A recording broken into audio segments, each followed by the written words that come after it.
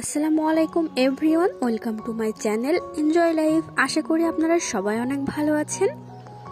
বিভিন্ন ধরনের ভর্তা খেতে আমরা কে না পছন্দ করি বলেন। আসছে রোজা স্পেশাল ভর্তা করছি আজকে।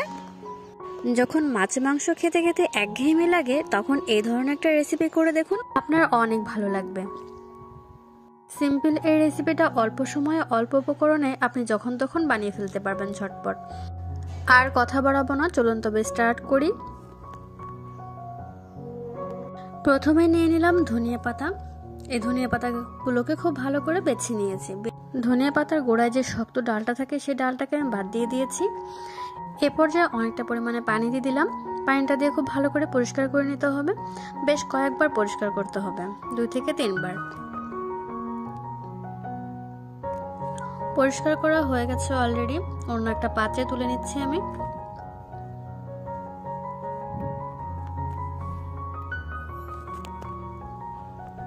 আপনি যদি আমার চ্যানেলে নতুন হয়ে থাকেন অবশ্যই চ্যানেলটিকে সাবস্ক্রাইব করবেন প্লিজ, পাশে থাকা বেল আইকনটিকেও ক্লিক করে দেবেন।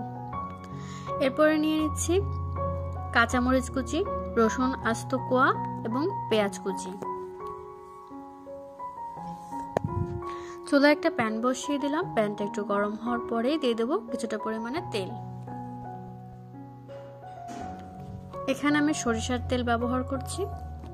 খুবই সামান্য পরিমাণে তেল লাগছে এখানে।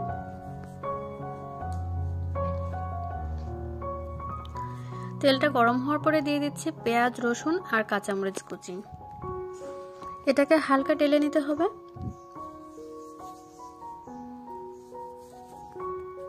হালকা একটু কালারটা চেঞ্জ হয়ে আসলেই বুঝতে পারবেন অলরেডি কালার চেঞ্জ হয়ে গেছে। এ পর্যায়ে দিয়ে দিচ্ছি ধনিয়া পাতাগুলোকে। ধনিয়া পাতা দেওয়ার পরে এটাকে খুব ভালো করে মিশিয়ে দিতে হবে নাড়াচাড়া করে।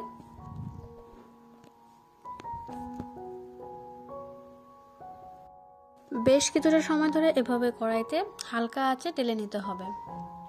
যারা আমার চ্যানেলটাকে আগে থেকেই সাবস্ক্রাইব করেছেন তাদের অসংখ্য ধন্যবাদ প্রতিদিন লাইক, কমেন্ট, শেয়ার করার জন্য। এখানে কোনো ধরনের কোনো পানি ইউজ করছি না আমি, বা এখানে লবণ হলুদও ব্যবহার করা লাগছে না। জাস্ট কাঁচামরিচ, ধনিয়া পাতা, পেঁয়াজ, রসুন। এখানে অন্য কোনো ইনগ্রেডিয়েন্টস অ্যাড করছি না আমি। ধনিয়া পাতাটা খুব ভালো করে ফ্রাই করা হয়ে গেছে, এটা দেখলেই বোঝা যাচ্ছে। এখন আমি নামিয়ে রাখছি একটা সাইডে। এখন এটাকে আমি পাটায় পিষে নেব।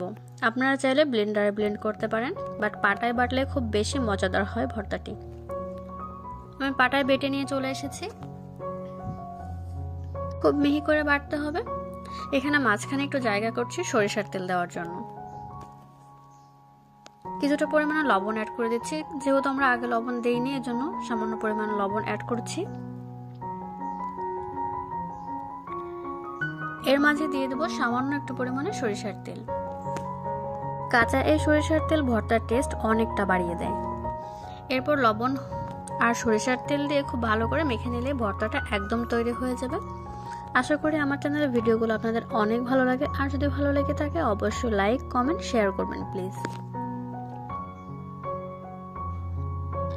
রোজার সময় সাহারিতে আমরা যদি মশলা জাতীয় খাবার খাই তাহলে গ্যাস হওয়ার সম্ভাবনা থাকে। এই ধরনের একটা ভর্তার রেসিপি রাখবেন, আশা করি আপনাদের অনেক পছন্দ হবে। আর এই ধরনের রেসিপি খুবই স্বাস্থ্যকর হয়। এতক্ষণ মূল্যবান সময় নষ্ট করে আমার সাথে থাকার জন্য অসংখ্য ধন্যবাদ। আজ এই পর্যন্তই। আল্লাহ হাফেজ। আসসালামু আলাইকুম।